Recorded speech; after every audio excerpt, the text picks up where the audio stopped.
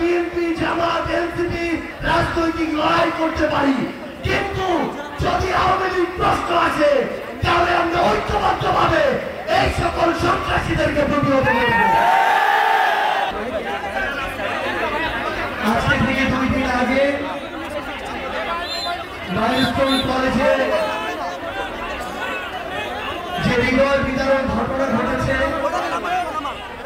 আমরা নিষ্পাপ ছোট ছোট সন্তানদেরকে হারিয়েছি, ভাই বোনদেরকে হারিয়েছি।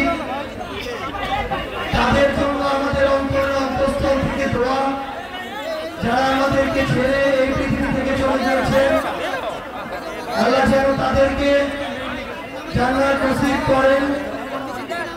যারা এখন হাসপাতালে ওই দগ্ধ শরীর নিয়ে ব্যথায় কাতরাচ্ছেন, আল্লাহ যেন তাদেরকে দ্রুত সুস্থ করে দেন।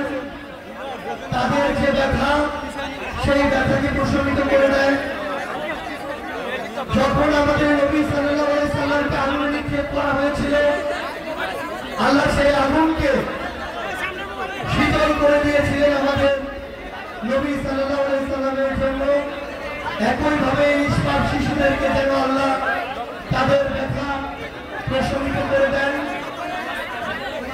সংগ্রামী সহযোদ্ধারা, আমরা বাংলাদেশে তদন্ত কমিটির খেলা দেখতে চাই না। আমরা দেখতে চাই এই অভ্যুত্থান পরবর্তী বাংলাদেশে এই তদন্ত কমিটিগুলো প্রত্যেকটা ঘটনার পিছনে কোন ব্যক্তিগুলো দায়ী, কোন সিস্টেম দায়ী, কোন প্রতিষ্ঠানগুলো দায়ী, সেগুলো খুঁজে বের করে তদন্ত সাপেক্ষে তাদেরকে যেন শাস্তির আওতায় নিয়ে আসে। আমরা এই বাংলাদেশে এমন ধ্বংসের পরে আর কোন চুরির খেলা দেখতে চাই না। প্রত্যেক আমাদের আহত ভাই বোন, যারা আমরা যাদেরকে হারিয়েছি, তাদের পরিবারের পাশে এই সরকারকে নিজের সর্বোচ্চটুকু দিয়ে দাঁড়াতে হবে। তাদের ওই নিষ্পাপ সন্তানদেরকে ফিরিয়ে দেওয়ার মতো সামর্থ্য এই পৃথিবীতে আর কারণ নেই।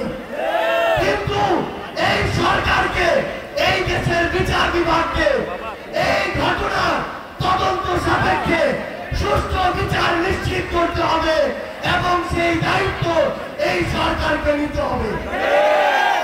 আমরা স্পষ্ট করে ঘোষণা দেই, আমাদের অনেক লোক থাকতে পারে, ফ্যাসিস্ট বিরোধী যারা লড়াই করেছি, মত পার্থক্য থাকতে পারে, কিন্তু সেই সুযোগ নিয়ে আওয়ামী লীগ এবং তাদের দোসর আমাদের মধ্যে ঢুকে অরাজকতা তৈরি করবে, সেই সুযোগ আমরা এই বাংলাদেশে আর দিব না। আমাদের মধ্যে রাজনৈতিক আদর্শ ভিন্ন হতে পারে, আমাদের নাম ভিন্ন হতে পারে। আমরা বিএনপি জামাত এনসিপি ইসলামী আন্দোলন বাংলাদেশ গণ অধিকার পরিষদ এমন বিভিন্ন নামে রাজনৈতিক লড়াই করতে পারি, কিন্তু যদি আওয়ামী লীগ প্রশ্ন আসে তাহলে আমরা ঐক্যবদ্ধভাবে এই সকল সন্ত্রাসীদেরকে প্রতিহত করব। সংগ্রামী সহযোদ্ধারা, আমাদের নিজেদের মধ্যকার মত পার্থক্যে ফাটল ধরিয়ে সুযোগ নেওয়ার জন্য অনেকে বসে আছে। আমরা এই বাংলাদেশে এই সুযোগ আর কাউকে দিব না।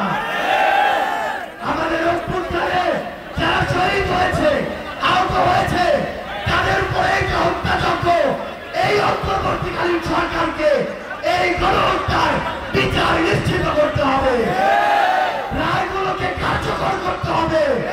নাহলে এই অন্তর্বর্তীকালীন সরকার আমার শহীদ পরিবারের, আমার সন্তান হারানো মায়েদের, ভাই হারানো ভাইদের এই যে ব্যথা, এই যে দায়বদ্ধতা, সেটা এই বাংলাদেশে মৃত্যুর পূর্ব পর্যন্ত কোনোদিন এড়িয়ে যেতে পারবে না।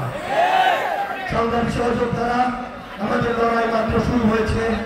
আসলেই আমাদের এই যুদ্ধ এখনো শেষ হয়নি। এই যুদ্ধ আমাদের ঐক্যবদ্ধভাবে চালিয়ে যেতে হবে।